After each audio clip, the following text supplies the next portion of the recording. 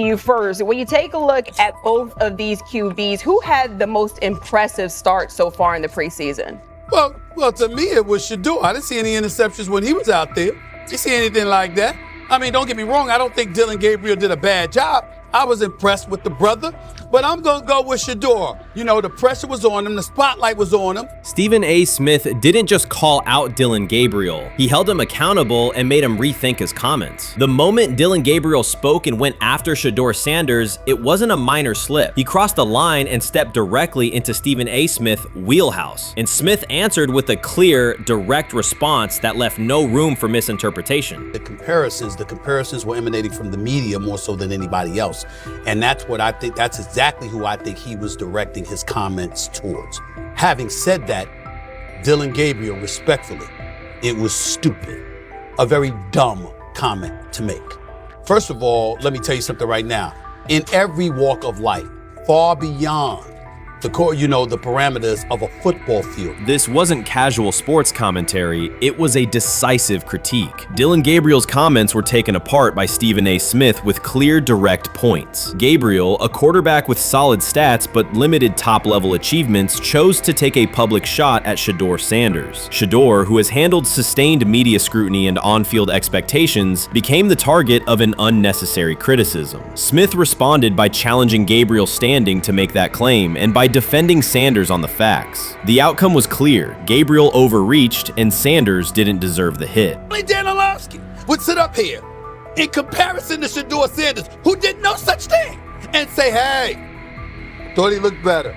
I got to give him the edge here. I thought it wasn't bad. A pick six and a fumble, and we can get over fumbles. Have you heard anybody say that? I know it's possible. Have you ever heard anybody say, we get over? Stephen A. Smith responded immediately. As soon as Dillon Gabriel made his comments about Shedeur Sanders, Smith delivered a clear, point-by-point critique that drew national attention across the NCAA media cycle. Dillon Gabriel has a reputation as a good quarterback, not a dominant one. He can post strong numbers against opponents like Tulsa, but his performance has been inconsistent when the stakes and competition rise to playoff level. Well, those who produce get treated differently than those who don't.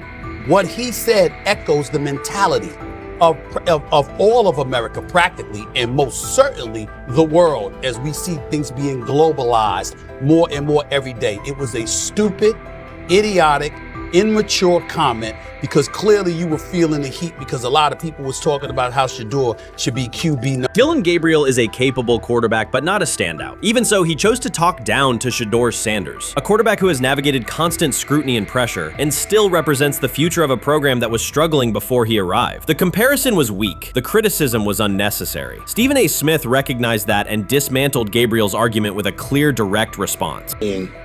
How the Browns react to this, how the locker room reacts to this, how Shedeur reacts to this, because it was a clear shot at Shedeur. But let's say Dillon Gabriel's talking about the media. How could you be a brand new quarterback in the NFL and the first time you get behind a mic after your first game, you throw the media under the bus?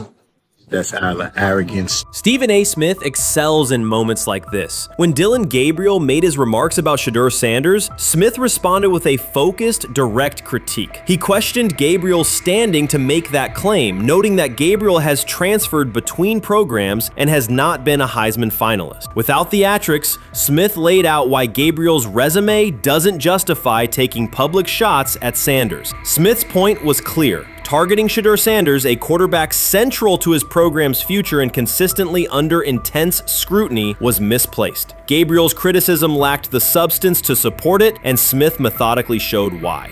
Content today on his 42nd I want you to be meaner. Birthday. That's number one. Number two, after the game, the Browns head coach Kevin Stefanski said there was a mix-up in the routes and that players were in the area that they shouldn't have been. Look at Stephen A's face. Look at Stephen A's face.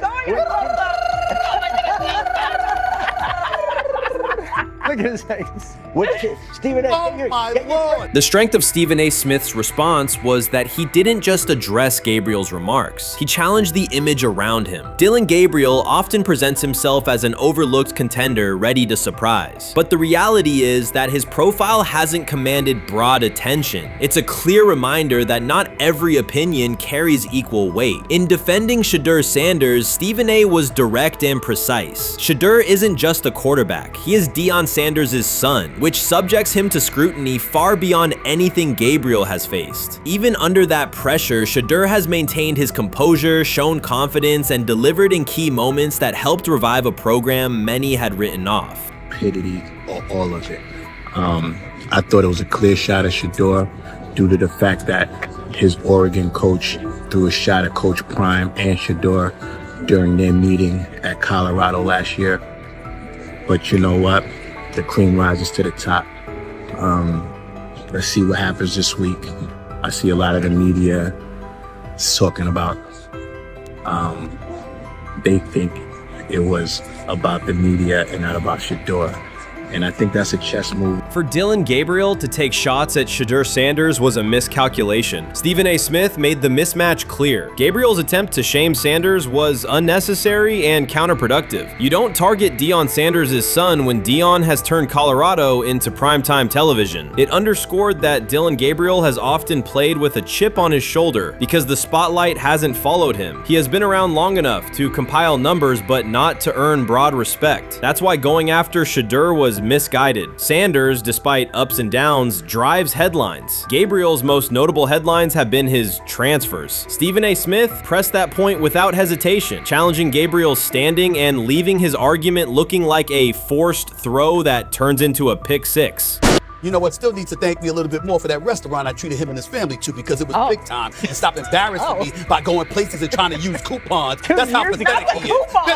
The point is that a pick six and a fumble is usually considered a bad day. Stephen A. Smith didn't need to raise his voice to make the point. He presented Dillon Gabriel as a player whose talk outpaces his resume and defended Shedeur Sanders with clear comparisons. That's why he called Gabriel out so directly. The comparison wasn't just unfair, it was forced. Now look at Gabriel's record. The numbers are solid and he can win against average defenses, but the resume lacks defining markers. There's no sustained Heisman contention, no late season surge that reshaped the national picture, and no postseason moment that cements a legacy. The track record reflects steady production, not top-tier impact. That's the gap Smith underscored. Gabriel's criticism of Shedeur Sanders wasn't supported by what he has accomplished, while Sanders continues to carry a program under constant scrutiny. Let's see some of them step up and make some plays out there. Ain't no way. Gabriel Ain't no way. He's not built like that. No way. And this one is picked off and going back the other way. Oh my God, why did he stop playing? Now it's a foot race. And that is that. They told me bust out my AP, perfect timing. H-shot, we about to get legendary. Shedeur start the next game, baby.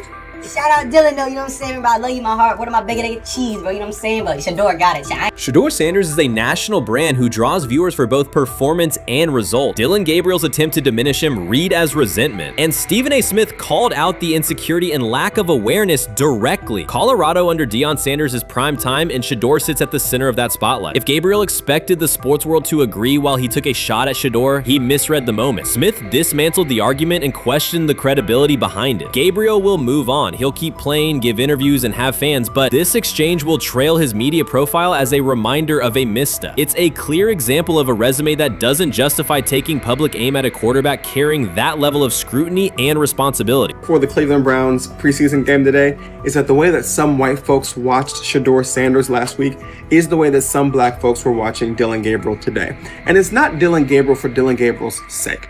Most folks don't have a problem with Dillon Gabriel. It's what he represents, which is the disrespect of a black person for no other apparent reason than they are a confident black person. Dillon Gabriel thought he was aiming up. Instead, he was placed back among quarterbacks who are good but not great. Stephen A. Smith made the central point. Dillon Gabriel doesn't shape the conversation. Sports are about narrative as much as numbers, and Gabriel's story doesn't move the culture, while Shedeur Sanders does. Smith highlighted that contrast clearly. By the end, Gabriel's credibility had taken a measurable hit. The critique was decisive and sent a broader message to any player considering public shots at Shedeur Sanders. If you step into that debate, you will be held to a higher standard and your resume will be tested. Dillon Gabriel learned that the hard way. While much of the NFL community attended the ESPYs in Los Angeles, Shedeur Sanders spent the day in Cleveland with families recovering from a residential explosion. He did not seek cameras or a red carpet appearance. He chose to be present in a neighborhood working through loss. Weeks earlier, an explosion at the Rainbow Terrace apartments in the Garden Valley neighborhood displaced more than 100 residents. Local officials reported that 42 families were left without housing. A father suffered burns over most of his body and remained in a coma. His 2 young children were hospitalized in critical condition. The damage extended beyond structures. Families lost possessions, stability, and routine. Cleveland City Council member Richard A. Starr described the moment as a family fighting for its future. Outside of local reporting, national attention was limited. Sanders decided to go to the site, meet residents, and help organize a day focused on relief and connection.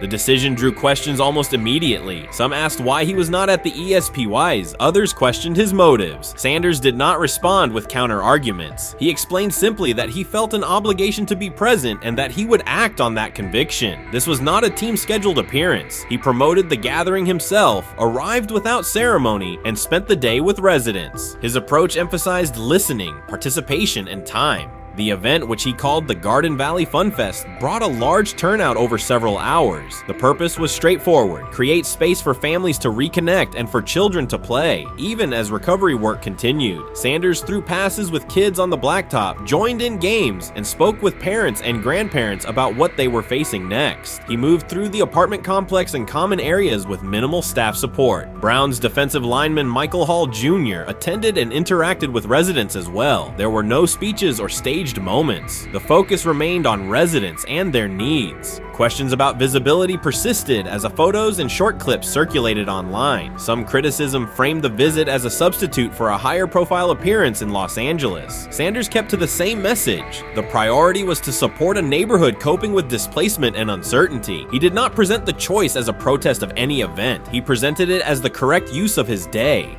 When local media asked about his intent, Sanders said his goal was to provide families with a day of enjoyment and a reminder of community. He added that financial support can help, but that showing up in person also matters. Standing with people, listening to them directly, and offering time. The statement matched the structure of the day. He stayed on site, remained accessible, and left the focus on residents rather than on himself. The timeline mattered to him as training camp approached. Sanders did not connect the visit to his role on the depth chart or his draft position. He kept references to football confined to preparation, learning the playbook, protections, cadence, and timing, seeking guidance from veterans, including Joe Flacco, and staying ready for opportunities when they come. He has repeated that he has time to grow and intends to use it to learn the system and earn trust. The visit did not alter those priorities. He returned to his regular schedule the next day. Since arriving in Cleveland, Sanders has treated community work as part of his responsibilities. Before his jersey went on sale, he visited schools, including John Marshall High School, speaking with students about goals, accountability, and effort. He set public objectives confidently, such as long-term aspirations for the franchise, but paired them with routine work in the building, meetings in stall, film, and on-field reps. The day at Rainbow Terrace fit that pattern. Identify a need, show up, contribute, and avoid unnecessary attention. For residents, the FunFest provided a brief reprieve from ongoing challenges: housing transitions, school logistics, medical appointments, and the paperwork that follows an emergency. For teammates and staff who observed, it was an example of a rookie investing time locally without seeking a headline. For Sanders, it reinforced how he plans to operate in Cleveland: be consistent, be present, and let actions speak. The setting at Rainbow Terrace underscored the scale of recovery ahead. Families described the first weeks after the explosion: nights in temporary housing, efforts to replace clothing and essentials, coordination with agencies and community groups. Sanders moved from group to group, speaking with parents about their immediate needs, greeting elders who came to watch the activities, and encouraging kids who wanted to throw a football, run races, or take a photo. He kept the schedule flexible so residents could arrive and leave as they were able. Community partners and volunteers handled tables for supplies, simple games, and refreshments. There were no sponsor banners or organizational pitches. Residents organized as they usually do, checking on neighbors, guiding children, and sharing updates. Sanders' role was clear: participate, make time, and listen. The presence of a recognizable player brought energy, but the purpose remained practical: create a normal afternoon in a place that had not felt normal since the blast. Online reaction covered the full range of opinion. Some posts praised the decision and the event's tone. Others questioned why a rookie would skip a high-visibility awards show.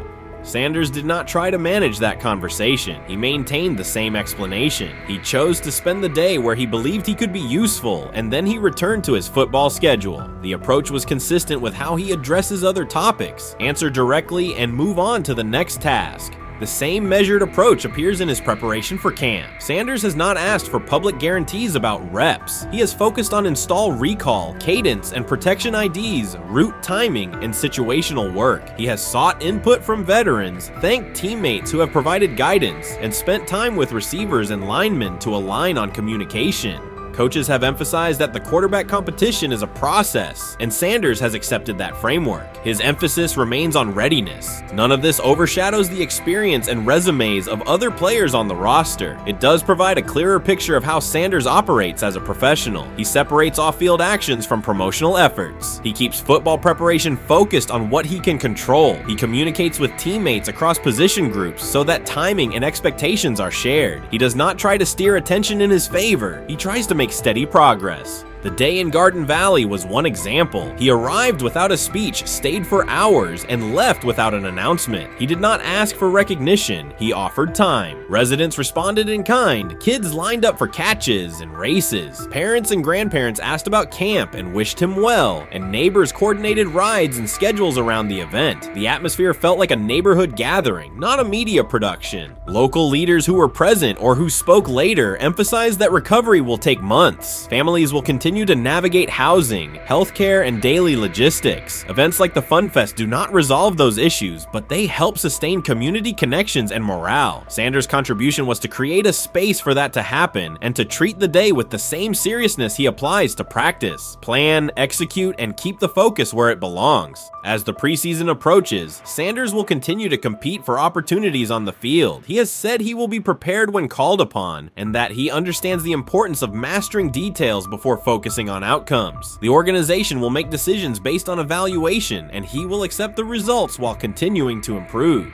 The off-field choices will remain consistent, identify needs in the city where he lives, and contribute in direct, practical ways. The core elements are simple. A neighborhood suffered a significant loss. Residents faced immediate and ongoing challenges. A rookie quarterback chose to spend a day there, without a press conference, without a schedule of talking points, and participate in a community-led event designed to give families a break and remind children that play still has a place. He provided presence, not a headline. He listened more than he spoke. He returned to work the next day. In a league and media environment that often prioritize visibility, Sanders made a different choice. He kept attention on people, not optics. He placed value on time spent in person rather than on appearances. He continued to build trust in the locker room and in the city through steady conduct rather than declarations. That approach, measured, direct, and consistent, will shape how he is viewed in Cleveland as much as any public statement could. The outcome of his football career will be decided on the field by installations learned, reads made, throws delivered, and games played. The outcome of his role in the community will be measured by smaller, quieter moments. Afternoons like the Fun Fest, school visits, and unannounced stops where listening matters more than being seen. For Cleveland residents at Rainbow Terrace, the takeaway from that day was straightforward. Someone who represents their team showed up, stayed, and participated without fanfare. For Sanders, it was the same. Do the work in front of you, whether that is a practice period or a neighborhood event, and keep the focus on the people who are affected most. So before your final year at Miami, there's a lot of conversations revolved around Shedeur Sanders.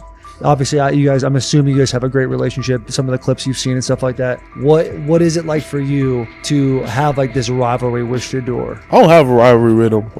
That's my boy. So at the end of the day, this whole process, we thought me and him were going to be 1 and 2 the whole time. Whether he's 1, I'm 2, whether I'm 1, he's 2. And so that's just always been, our mindset. It didn't go that way. I thought he was one of the better quarterbacks in the draft as well, even throughout college. A lot of stuff out there on him ain't really, the truth, just because they spin it different ways. Like they spin stuff about me different ways. But I mean, when he gets his chance, become a starter, I know he's gonna make the most of it. And I'm ready to get back to work with him, after the season, talk some more stuff to him. Cam Ward directly challenged the uneven standards applied to Shedeur Sanders, calling them inconsistent and unfair. By insisting that performance, not politics, guide evaluation, he shifted the discussion from one player to a league-wide problem. Sanders' treatment now serves as a test of how the NFL supports and evaluates emerging quarterbacks. I feel a special relationship with him, especially me. First getting to know him 5 years ago when I started working with him. But it did surprise me because he's a good quarterback. It doesn't get a lot of credit that he deserves, especially the plays that he made in Colorado. A lot of quarterbacks in the country are making those plays. And so when he gets this opportunity, I'm pretty sure having soon today that he'll make sure he'll make plays on the field. Cam Ward's public challenge to the treatment of Shedeur Sanders brought the issue into clear view. For months, discussion around Sanders has centered on his profile, major compensation, a prominent Nike deal, and the expectation to stabilize a struggling franchise. Rather than a standard evaluation of a top prospect, he has faced sustained skepticism from analysts, fans, and league voices. Ward's comments underscored that the standards being applied to Sanders diverge from those used with other rookies. By stating it directly, he did more than support another quarterback. He identified a broader problem in how the league responds to young players with significant visibility. The takeaway is direct. Assessments should reflect on-field performance and development, not external narratives. A generational talent. I'm gonna prove him right. I'm gonna prove him right, don't worry. Oh my God. An article came out today. I'm generational. So I guess it's article versus article. I like that you think that, man. But we all know the truth. What? Trav gonna be first? You generation, I'm legendary. That's cool. We can be legendary. Legendary, get their ass. We'll start doing it in like 5 minutes. Shedeur Sanders entered the league with more than a playbook. He brought a public brand, a family legacy, and expectations unusual for a first-year quarterback. Before his first regular season throw, he was already positioned at the center of attention. Rather than assess him on that reality and his on-field ability, many voices reduced him to marketing, treating visibility as proof of hype instead of performance. Cam Ward pushed back on that framing. His point was simple: judge Sanders by the same criteria applied to other rookies. With Sanders' resume, production, leadership, and composure, most first-year quarterbacks would be discussed as long-term cornerstones. The evaluation should be consistent, focused on development and results, not perception. This is the process with Shedeur, who I know is a buddy of yours, and how do you think both of you guys will end up doing in the league? I think we'll both end up being one of the best quarterbacks in the league. I just think the work that me and him are willing to put in, the relationship we have to constantly compete each and every day, to better our craft, for ourselves. I just think it's gonna end up paying off for us in the long run. Do you guys kid each other about who's going first and how much that matters to you? Yeah, we play around, we joke around with it. It really don't mean nothing. The draft pick will never mean anything. At the end of the day, you got to show whether you can prove each and every Sunday. You can't just do it 1 year. Disrespect shows up in two patterns. First, Shedeur Sanders is repeatedly framed through his father, Deion Sanders, as if lineage erases his own work. Discussion drifts to pedigree instead of what the film shows. Second, his visibility is treated with suspicion. His audience reach, partnerships, and ability to lift ratings are labeled hype rather than recognized as value. Instead of acknowledging that he drives demand and expands the stage for his team, critics call it an unfair edge. The result is a skewed evaluation. Star power is held against him while on-field production gets pushed aside. The standard should be consistent. Assess the tape and the development, not the last name or the attention it brings. Well, Ward were microfacts. Cam Ward's remarks went beyond defending Shedeur Sanders. They confronted how the league manages star power. The reality is simple. The NFL markets visibility, but resists it when a player doesn't follow the expected script. Rookies are supposed to be quiet, deferential, and grateful for limited leverage. Sanders arrived with leverage, brand reach, major endorsements, and confidence. And that presence was recast as entitlement. Instead of treating those factors as earned advantages, much of the commentary used them to diminish him. Ward called out that contradiction. The same influence the league sells to audiences is criticized when a young player exercises it. His point is a standards problem, not a personality dispute. Evaluate Sanders on his preparation, leadership, and results. Don't penalize him for having a platform or for using the leverage that the modern NFL itself helps create. Now it sounds like the Cleveland Browns are going to all but imprison Shedeur Sanders in the football sense of a very talented rookie quarterback who obviously needs reps, needs an opportunity, and who now, barring some miraculous luck, will not get the opportunity to play in a single real game. I'm sure many around the NFL are celebrating as we speak. They are chuckling about this. Many in the NFL wanted to teach Shedeur and his daddy. Cleveland became the center of the conversation. With Shedeur Sanders attached to a major Nike partnership, the expectation was straightforward. He should be given real game reps. The Browns instead leaned on Joe Flacco as the default choice, treating stability as the safer path while sidelining a quarterback with clear cultural and commercial pull. Each week Sanders didn't see the field, scrutiny grew. Commentary questioned the value of his contract environment and relevance, and fan debate shifted from development to doubt. That wasn't measured evaluation. It was a delay framed as prudence that eroded confidence in the process. Cam Ward reset the terms of the debate. He pointed to an uneven standard. When veterans or other young players secure significant endorsements, it's considered smart business. When Sanders does it at scale, it's recast as ego or hype. Even the scope of his off-field agreements became ammunition against him rather than evidence of market demand. Ward's position is simple. Use one standard. Assess Sanders on preparation, decision-making, and progression, not on discomfort with his platform. Treat visibility as an asset, not a disqualifier. The issue isn't attitude or branding, it's the consistency of the evaluation. Ward called it directly. The treatment has been unequal, and it should be corrected by aligning opportunity with performance criteria. Fans need to recognize there's not a team in the league he'd start for. Not one. That's not ridiculous, that's not unfair, that's not a vast conspiracy. Shedeur Sanders fans are Angel Reese fans. They're just fair weather fans who don't really give a fuck about the sport. Most of them are just Dion fucking groupies that followed him when he went to fucking Colorado, just like Angel Reese's fans had never watched basketball prior to her playing at LSU, and they followed her to the WNBA and don't know shit about the sport.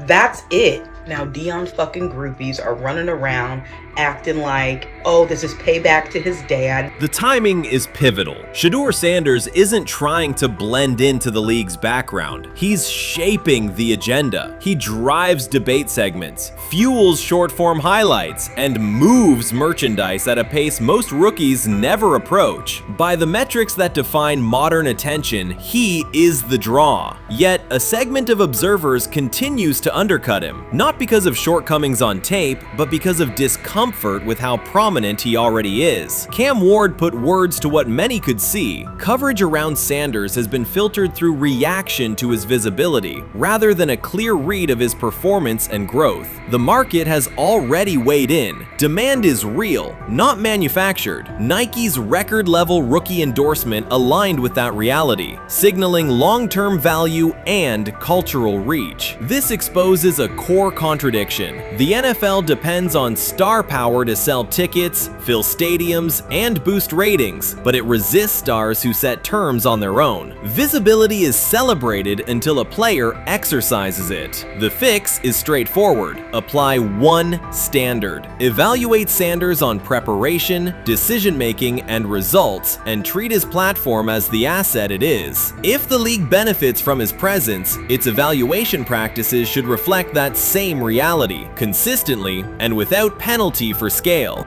Shedeur Sanders does not depend on league promotion. He established his platform before the NFL and continues to expand it on his own terms. That autonomy challenges the status quo. Cam Ward's support was more than a defense of a teammate. It was a warning that if the league holds to outdated expectations, it risks falling behind the very players who drive audience attention and revenue. Claims that Sanders lacks real popularity ignore measurable facts. A large, active following, consistent merchandise demand, and sustained coverage across major outlets. Doubts about his standing as a quarterback overlook his college production and growth indicators. The pattern is familiar. Efforts to minimize him increase his reach. Each skeptical headline widens the spotlight, and each dismissive take creates more engagement. You cannot reduce a player built for visibility by arguing he should be less visible. The practical outcome is the opposite. Scrutiny becomes signal. Sanders is not merely enduring criticism, he is turning it into momentum, converting attention into leverage on and off the field. You can't fire the owner because he can't fire himself.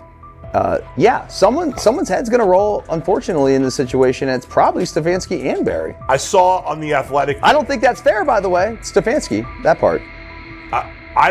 I agree. I was saying the other day on my podcast that Barry should be fired, and I said I wouldn't fire Stefanski, but a couple of people made the point of saying, well, if you fire the GM, you got to give him a chance to hire his own coach, which is fair. That's true. Mm-hmm. So I would fire Barry. I would hire a new GM.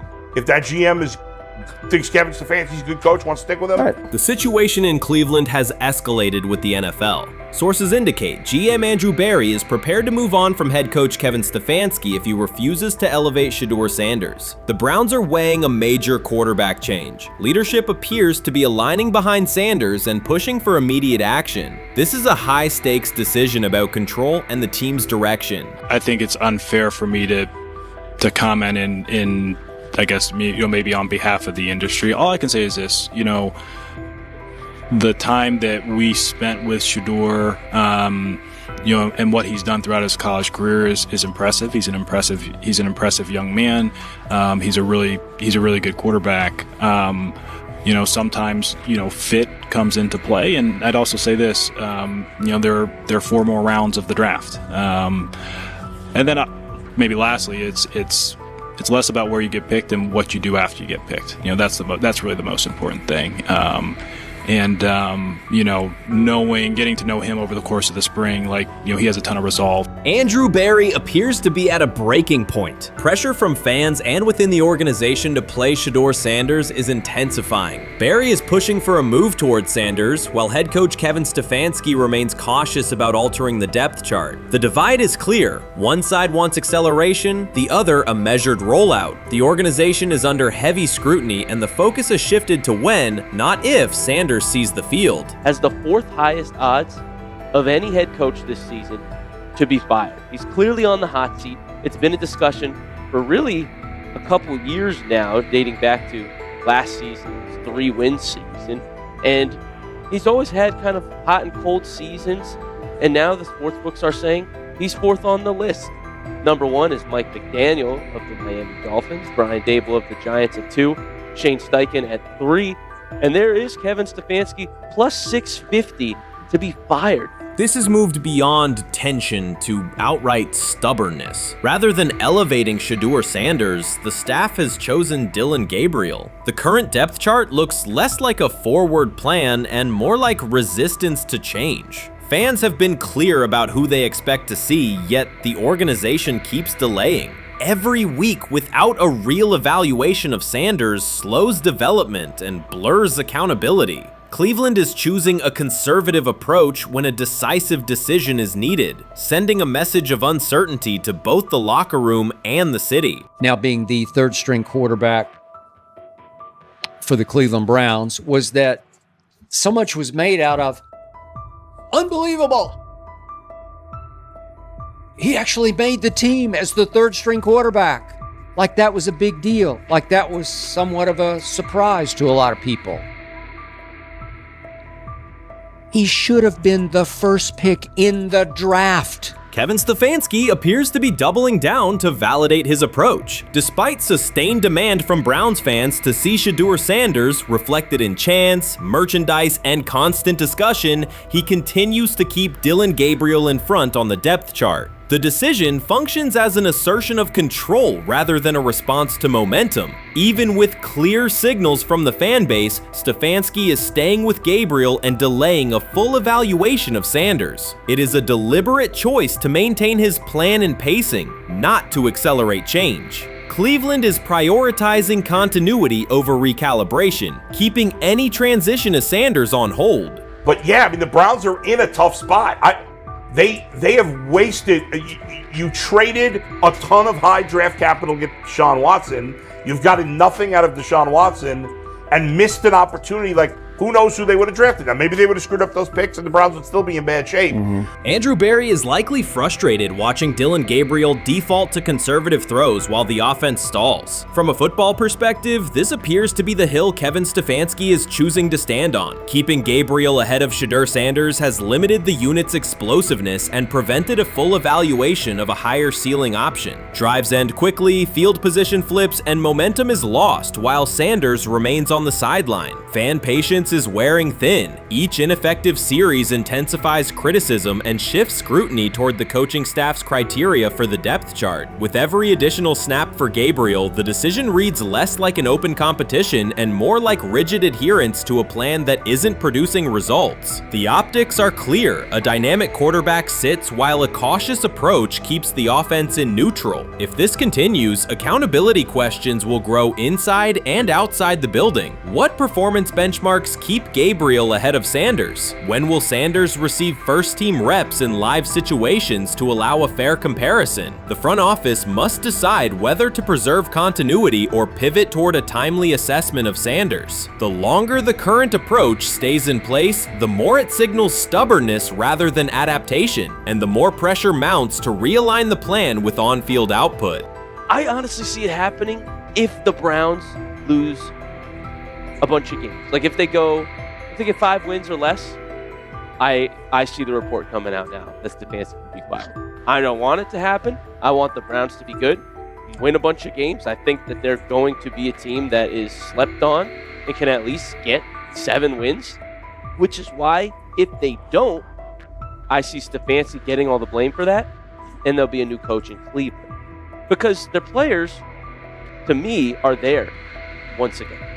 We've talked about the incredible rookie class. The approach in Cleveland lacks consistency. One week, Andrew Berry signals he wants Shedeur Sanders on the field. The next, Dillon Gabriel gets the reps and the plan stays conservative. Through it all, Kevin Stefanski shows limited urgency despite pressure on his job security. Fans are asking for an offense that can push the ball, change field position, and produce points. Instead, the unit leans on short throws and cautious sequencing. Gabriel's play keeps the ceiling low and momentum static, while a full evaluation of Sanders is postponed. The result is growing frustration and a clear disconnect between the front office, coaching staff, and expectations in the stadium.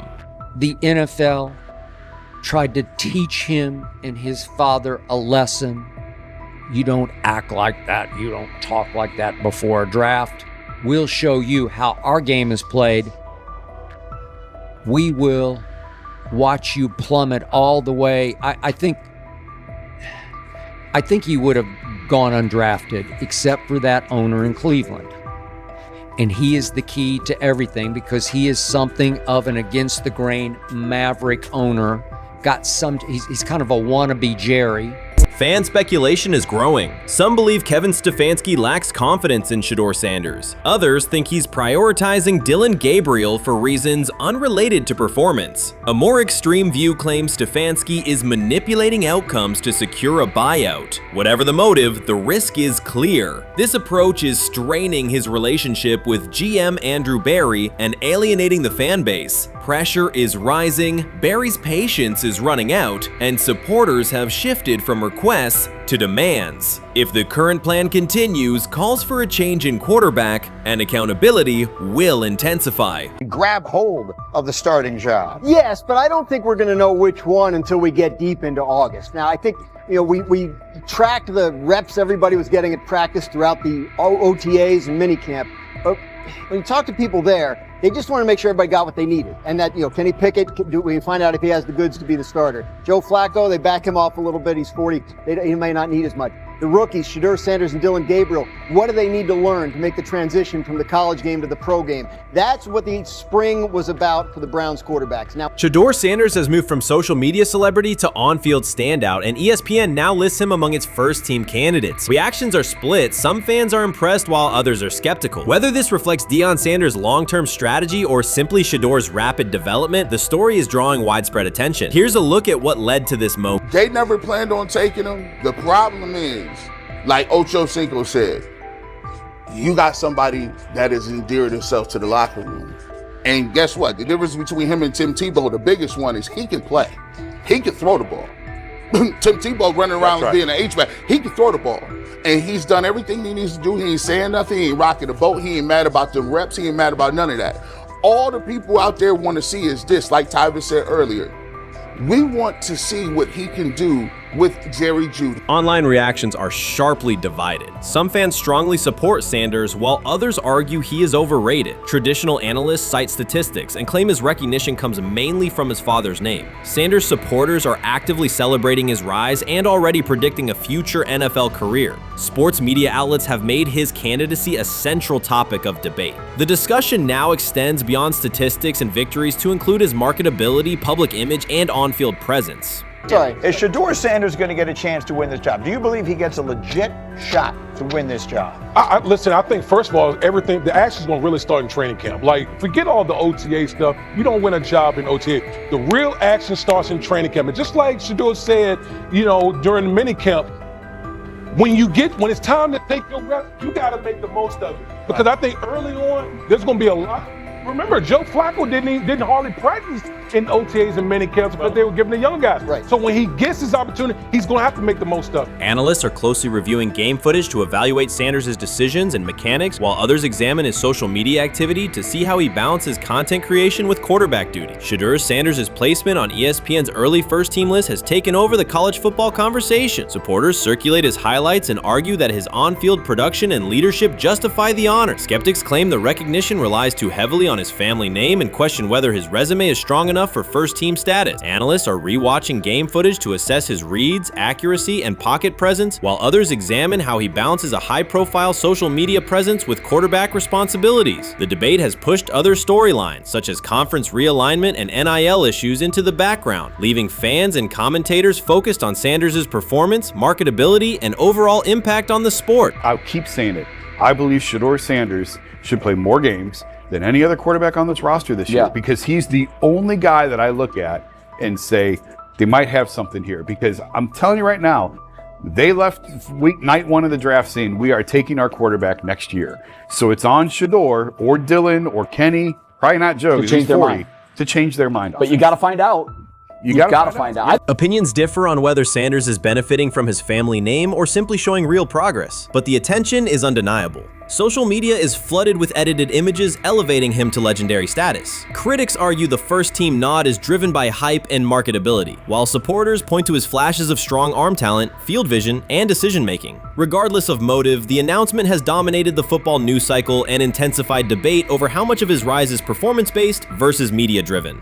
Highlight reels rarely show Sanders' turnovers, late-game mistakes, or inconsistent stretches. Being named to a first-team watch list suggests sustained dominance, something Sanders has displayed only in flashes. His selection appears driven as much by brand recognition and media appeal as by performance. ESPN's decision has intensified debate. Data-driven critics post statistics that question his resume, while passionate supporters predict awards and future NFL success. Commentators recall a time when first-team consideration required years of proven excellence. Yet many fans already see the announcement as confirmation that Sanders is on track for major college football honors. Shedeur Sanders has earned first-team reps when training camp commences later in July. I'm not saying like he's the first guy up when you do 11 on 11s, day 1, 2, 3, 4, 5 at training camp. I'm not necessarily saying that.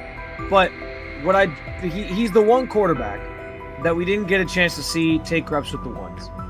But I think Shedeur has a chance to make this conversation interesting if he gets those reps with the ones and he has the same success that he did with the 2s, the 3s, and the 4s. I have confidence he can show you something, but I got to see it. We all got to see it before we can actually judge that. Some believe Deion Sanders is already preparing for an award ceremony, while others are furious, threatening to protest ESPN's credibility over Shedeur's first-team mention. Critics argue that honoring Sanders without a full season of elite play undermines college football standards. Supporters insist his performance and profile justify the recognition. The debate reflects a broader clash between traditional merit-based evaluation and modern brand-driven visibility. In today's landscape, first-team consideration is no longer only about statistics. It also involves marketability and audience engagement. Whether welcomed or rejected, Sanders commands attention and embodies the sport's shift toward both performance and personal brand. Watson says he has been mentoring Shedeur Sanders at the quarterback position. The biggest failure in the NFL is now mentoring quarterbacks. The most overpaid under-deliverer at the position is now mentoring 2 rookie QBs and a Super Bowl champ. So what exactly are you mentoring him at? You have had 24 civil lawsuits that you paid off to go away. And when you play, you are as ass as those massage therapists are, apparently. Shedeur Sanders is also a show. It's all about him. It's all about anything else. If you don't see that by now, then you're just blinded. Cleveland's second most talked about player has yet to take a professional snap, and it isn't Deshaun Watson. Rookie quarterback Shedeur Sanders has already captured the locker room's attention and the fan base's enthusiasm, creating a visible shift in the team's internal dynamics. Watson, once the uncontested focal point, now shares the spotlight with a newcomer who has only practiced in shorts. The Browns are experiencing a rapid, unforeseen change in popularity within their roster. Four-man competition. It's not. It's 2 guys versus 2 guys. It's the 2 older guys to be the starter. Yeah. It's the 2 younger guys to position themselves however it may be and show little improvement every single day, right? So, of all the things I'm watching the first 5 when they break a session, the first 5 with the veterans, with the ones. Who's in there, where are they going? The ball's going to Jerry Jeudy, right? Flacco's no dummy, lasts as long as he has, right? He can really whiz it.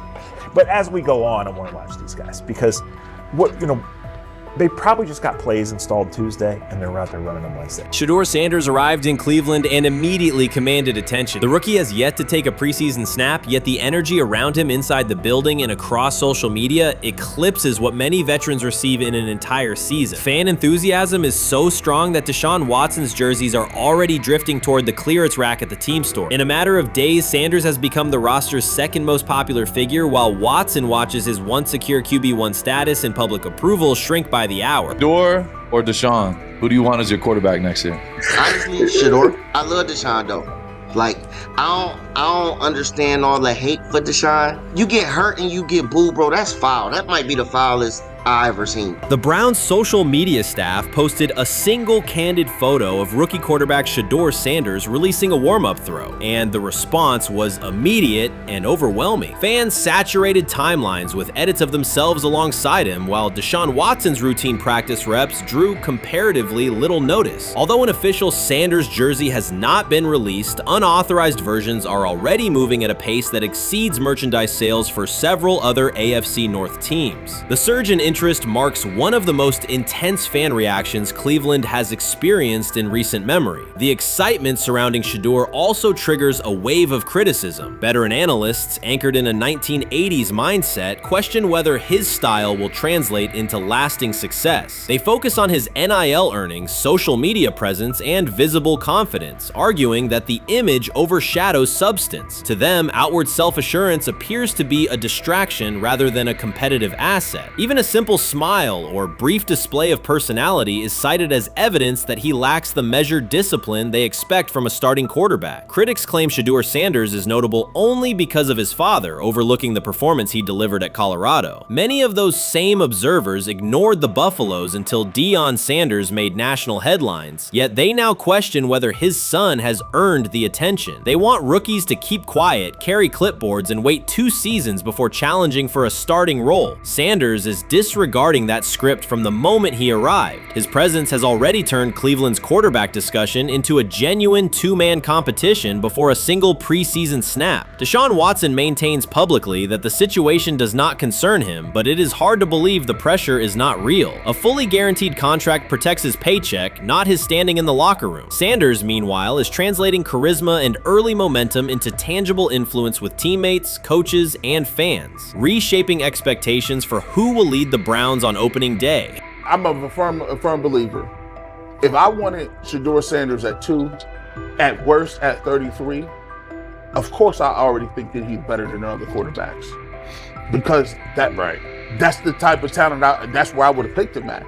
And if he was at 2 or 33, and he still had this same exact skill set, we would be talking about him starting and playing. Right. Well, there'd only be 3 quarterbacks. It'd be here, 3 quarterbacks, not 4. Yeah. But to see move to the 5th round, that's cool. They might have to go along with it. But to me, I think if you ask who got the best tools, I'm going with Shedeur. Shedeur Sanders has not taken a single professional snap, yet discussion about him has split NFL social media into two camps. One side already argues he should start immediately. The other worries about what that means for veteran quarterbacks like Deshaun Watson. Reporters now line the perimeter of Browns camp, scrutinizing every inconsistency in Watson's spiral and every precise throw from Sanders during drills. Each well-placed pass is clipped, posted to TikTok, and captioned as evidence of a future QB1. Cleveland is no stranger to quarterback drama, but this situation is different. Rather than cycling through another unproven starter, the franchise is dealing with a rookie who entered with more polish, public attention, and perceived readiness than most first-year players. Fans chant Sanders' name before he has appeared in a preseason game, while the established starter works to maintain his relevance. The atmosphere is not yet a full controversy, it is a countdown. Traditional analysts insist on the importance of experience and respecting the process, yet Sanders is progressing on the timeline set by the supporters who already view him as the next leader of the offense. Shedeur Sanders did not treat Day 4 of Browns training camp as anything other than work. He completed 8 of 11 passes with 3 touchdowns, operating with control and accuracy throughout the red zone periods. The throws were varied, a well-placed ball to rookie Luke Floria that led him across the goal line in stride, a firm throw to Cade McDonald over middle after a quick read, and a tight window completion to Deontay Johnson at the back of the end zone with 2 defenders closing. The sequence showed timing, poise, and placement under pressure.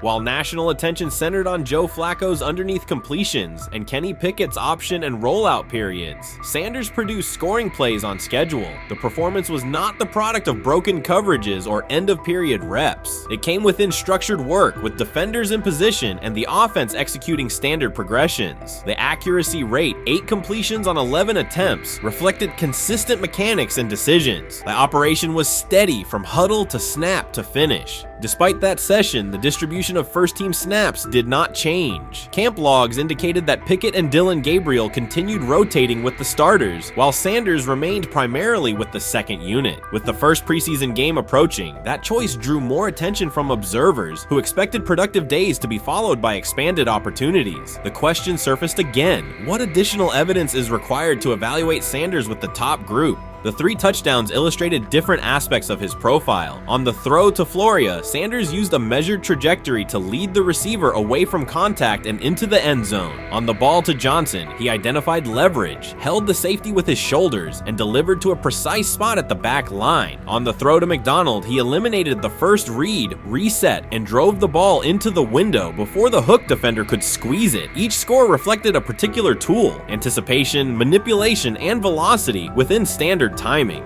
Comparisons to the other quarterbacks were straightforward. Pickett produced 2 touchdowns but placed 1 late ball that exposed a receiver to contact near the goal line. Gabriel accounted for 1 score, with additional gains coming on checkdowns and designed movement. Flacco advanced the ball in short increments without finishing drives during the same period. Sanders converted opportunities into points repeatedly and without turnovers. The rotation, however, remained unchanged. Head coach Kevin Stefanski and the staff continued to allocate first-team work to the same group, describing the process as an open evaluation. In practice, that has meant extended starter reps for Pickett and Gabriel, veteran scripts for Flacco, and second unit periods for Sanders. The disconnect between output and opportunity was notable, particularly given the stated goal of reaching an early decision at quarterback. When asked about the timeline recently, Stefanski said the preference was to decide sooner rather than later, an acknowledgement that the window for assessment is limited as preseason approaches. Speculation about motives is common in such situations. The discussion has included references to front office perspectives and ownership influence. Owner Jimmy Haslam is widely viewed as supportive of drafting Sanders. General manager Andrew Berry is known for prioritizing fit, traits, and process within the roster building model. Stefanski reports to Berry, and the practice plan reflects coaching evaluation within organizational parameters. None of that guarantees any outcome. It does explain why rotations can remain conservative even after strong individual periods. Regardless of internal views, the most useful next step for the evaluation would be a defined set of first-team snaps for Sanders to put comparable tape next to his peers. There was also outside attention on several practice segments from earlier in camp that showed Sanders throwing during lulls to non-receiver personnel, ball attendants, staffers, and assistants, while other quarterbacks were in script with full units. Those clips circulated widely and were interpreted by some as dismissive. Sanders addressed questions about about it by narrowing the focus to preparation, explaining that his responsibility is to be ready for the work assigned and that he has adjusted at every level of competition, from HBCU ball to the Power 5 and now the NFL. The response matched his general approach: acknowledge the situation, maintain routine, and continue to execute when the next period begins. The broader draft day and narrative context remains part of the conversation. Sanders' college resume included efficient production and high completion rates across 2 programs, culminating in national recognition such as the Johnny Unitas Golden Arm Award. His selection in the 5th round was driven by varying evaluations of projection, scheme fit, and development timelines. The result is the current environment. He must present his case within limited windows, then wait for access to the next rung of competition. That does not make the process unfair, it makes it exacting. The best answer, for him and for the staff, is additional, comparable reps and clear tape.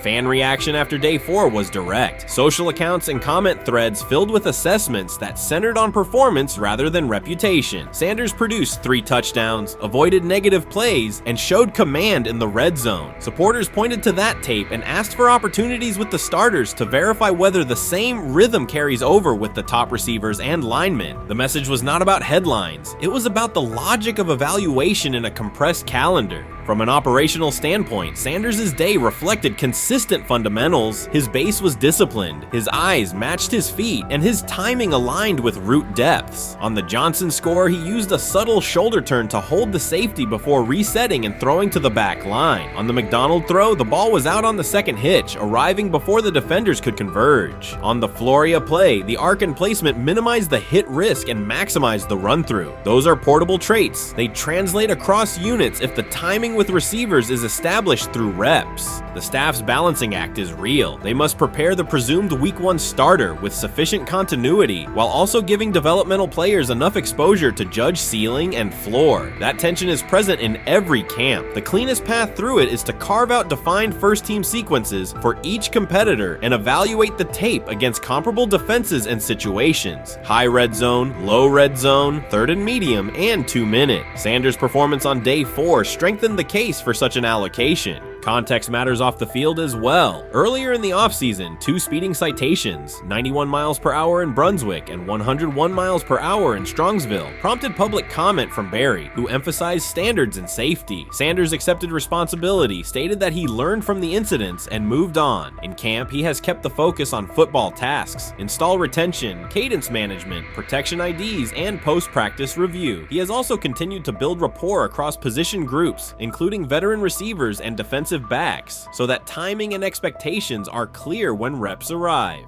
None of this diminishes the experience of the veterans in the room. Flacco has decades of film, Pickett has multiple seasons of NFL starts, and Gabriel brings mobility and a defined collegiate profile. It does, however, underscore the purpose of camp, to align decisions with current performance. Sanders produced the most efficient scoring period of the day. The next logical step is to see that operation with the starting unit, document the results, and compare them to the other candidates under the same conditions. The preseason opener will compress timelines further. Install packages expand, and coaches begin to narrow personnel groupings. If the objective is to identify the quarterback who can operate the offense most cleanly on Sundays, then structured exposure now will give the staff better information later. A small but deliberate set of first-team snaps for Sanders, scripted early downs, a 3rd down sequence, and a red zone series would provide data without disrupting broader preparation. Until that occurs, Sanders can only continue to control process and execution. Day 4 showed what that looks like when opportunities align: efficient reads, disciplined mechanics, and finishes in the end zone. He did not seek attention for the sequence. He put it on tape. If the evaluation remains consistent with the stated competition, comparable snaps should follow. If they do, the staff will have a clear side-by-side measure. If they do not, the question from observers will remain the same: what more needs to be seen to justify the look?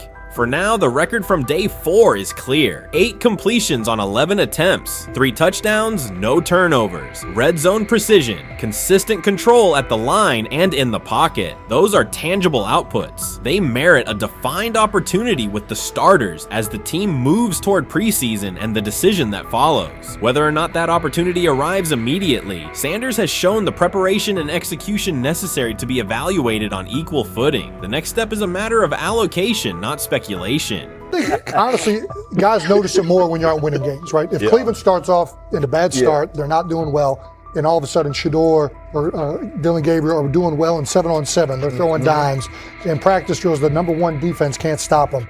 People take notice of that. And the more that the players see it, they're going to, then the comments start happening over the lunch table. They start happening throughout the building, and that's when the pressure really will get severe. The Cleveland Browns were focused on resolving their quarterback situation until Jason Kelce made pointed comments that triggered a strong reaction from ownership. The response inside the organization was immediate and intense. What exactly did Kelce say that has the dog pound on edge and the front office under pressure? We've seen that miserable game by the Cleveland Browns. So they throw Joe Flacco in there, and I like Joe Flacco. He did good, but they gave him the resource of all the first-team guys. Then they throw Dillon Gabriel in there with first teams and second teams. So Dillon always is getting protected. The same thing again, they gave this scrub max protection on every play.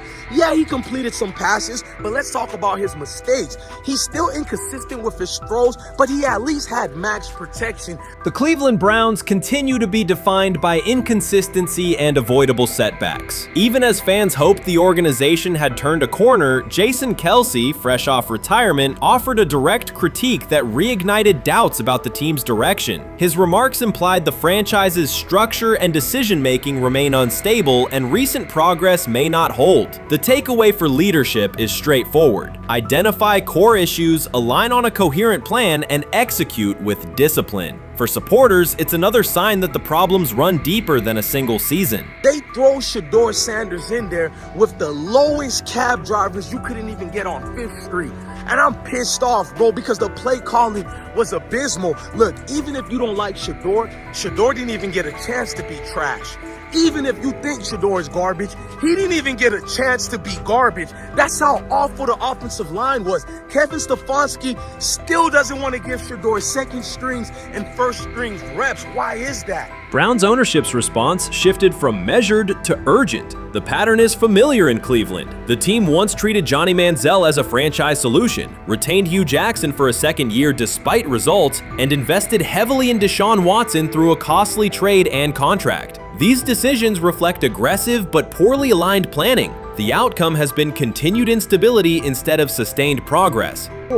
That this was the guy that they wanted to start. He's seasoned, he's experienced, he still has a big-time arm, even at his age, and they open with the Cincinnati Bengals. They wanted that experienced guy. He was always going to be the guy. They were not going to start Dillon Gabriel or Shedeur Sanders in week 1. Kenny Pickett had a hamstring injury. It makes it easy to go with Joe Flacco. And the question isn't and wasn't going to be who's the starter in Cleveland. The question is, who's going to be the backup in Cleveland? Who's going to be the number 2 quarterback when they open the season against these Bengals? Fans still show up season after season, expecting improvement and bracing for setbacks. The usual pattern has been early optimism followed by a gradual collapse. But last season was different. For a sustained stretch, the Browns looked organized and competitive, resembling a functioning team. Couple days, 3 days until roster cutdowns, how do you feel about that? Do you feel like you belong here on this team? Obviously, I think overall as a player, I feel like I put in the work. I feel like everything I do, I try to do it to my best, and that's all I ask for. So I feel like everybody feels like, they should be on the team, and if you ask anybody on the team, would they feel like they belong, in their own eyes. So I feel like I do, but I'm my own player, I think about myself in a high regard. The front office entered the offseason confident. Kevin Stefanski was being praised and the Dog Pound believed the team had made real progress. Then Jason Kelce delivered a pointed assessment that cut through the optimism. Fresh into retirement, the former Eagles All-Pro and Super Bowl champion said Cleveland still looks like a team patching over issues rather than building a durable contender. Kelce's view was direct. The Browns' structure is fragile, and the roster is too dependent on perfect health at quarterback. He argued the team is one injury away from losing continuity and sliding backward. Because Kelce has operated inside a stable, championship-level organization, his comments carried weight with players, media, and fans. The reaction was immediate. People took his critique seriously, not as outside noise, but as an informed evaluation of how a successful team should be built. Ownership also felt the impact. Jimmy Haslam's response shifted to urgency, a sign that leadership recognizes the stakes. The criticism arrives in the context of prior high-risk decisions, especially the fully guaranteed $230 million commitment tied to Deshaun Watson. Watson has missed time and shown inconsistency when available, and the contract has constrained flexibility. Kelce's remarks highlight why depth, alignment between the front office and coaching staff, and a clear contingency plan at quarterback are non-negotiable. The takeaway is straightforward. Cleveland must convert last season's progress into a stable framework, protect the quarterback, deepen critical positions, and establish a plan that survives injuries and short-term setbacks. Without that, the games that fueled optimism will remain temporary. If you're a betting man, who do you think starts for the Browns at quarterback? Okay, this is the situation. Kenny Pickett, they actually traded for him. Joe Flacco, no one's bringing Joe Flacco in the building thinking Joe Flacco's going to be the starter. If Joe Flacco is your starter, you got a problem. You have a huge problem. And if they were saying Shedeur was the starter as the 5th rounder, you got a real problem too, because he passed over all these guys in these reps in the offseason in shorts, in bikini shorts, Speedos and stuff. Like, no. That kind of stuff. So I'm not that surprised. When you put down a 3rd round pick on a quarterback, you do believe he has a certain skill set. Jason Kelce stated the obvious. Cleveland committed to a quarterback who hasn't played at an elite level in years, and Joe Flacco's playoff run didn't change the long-term outlook. Ownership appeared more upset that the criticism was public than by the substance of the critique. Many fans agreed. They've seen this pattern before. Rosters age, injuries are inevitable, and when a single contract dominates the cap, one setback at quarterback can undermine the entire season. Kelce's broader point was about structure. The Browns prioritized the high-cost, uncertain starter over depth and contingency. The late-season surge masked issues that remain: limited cap flexibility, thin depth at key positions, and an offense that lacks a credible Plan B. Fans recognize how quickly a strong defense can decline with injuries, and how an offense without redundancy stalls. The AFC North raises the stakes. Baltimore with Lamar Jackson sustains a top standard. Cincinnati with Joe Burrow returns to contention when healthy. Pittsburgh rarely slips below .500 under Mike Tomlin and wins with defense and consistency. In that environment, Cleveland can't rely on perfect health or peak form from one player. The path forward is clear. Diversify cap allocation, reinforce the offensive line and receiver depth, carry a legitimate backup plan at quarterback, and install a scheme that functions regardless of who is under center. Given what we saw yesterday with Shedeur Sanders, somebody on the Cleveland Browns is 100% getting fired, probably by the end of this year.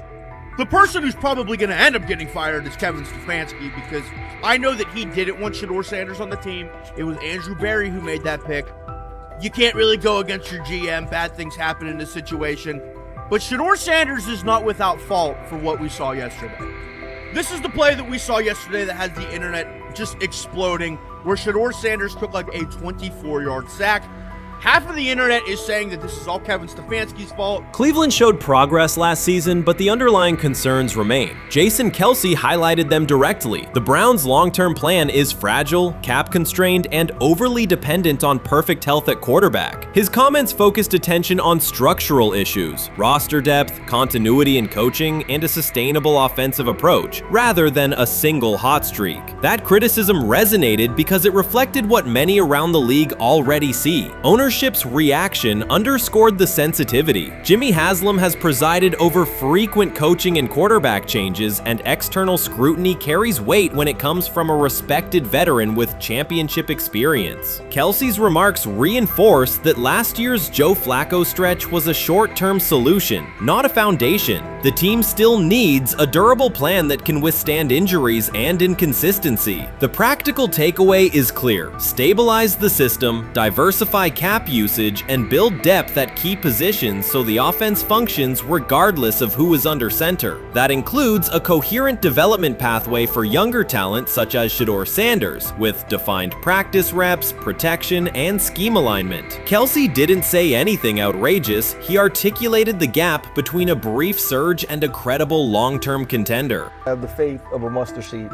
right? Because this is the greatest resurrection since Jesus the Christ, right? Like at some point, Joe Flacco was thinking about getting into TV, right? Joe Flacco didn't have a job, and then now you not only come back and start for the Cleveland Browns late in the 2023 season, but they came back around to you. You're now the day one starter for a franchise that just 2 years ago was in the playoffs. The Browns' quarterback situation remains unsettled. Deshaun Watson was expected to be the long-term answer, but injuries and inconsistent play have prevented him from reaching an elite level. When the team turned to Joe Flacco after Watson's season deteriorated, Flacco immediately lifted the offense and produced results that highlighted the gap between expectations and reality. That a 39-year-old late addition could outperform a $230 million starter was not just a short-term surprise, it raised fundamental questions about roster construction and evaluation. Quarterback depth has been fragile, and the late-season surge masked broader structural problems. Jason Kelsey's remarks made that clear. Cleveland is vulnerable if the starter is unavailable, cap flexibility is limited, and the offensive plan lacks a stable contingency. His critique drew attention to leadership and planning as much as on-field performance. Jimmy Haslam's strong reaction reflects the pressure on ownership. The organization has promoted a message of stability and progress, but Kelsey's assessment suggested those gains are not yet durable. The path forward requires a realistic approach to the cap, a credible backup plan at quarterback, and a system that holds up regardless of personnel.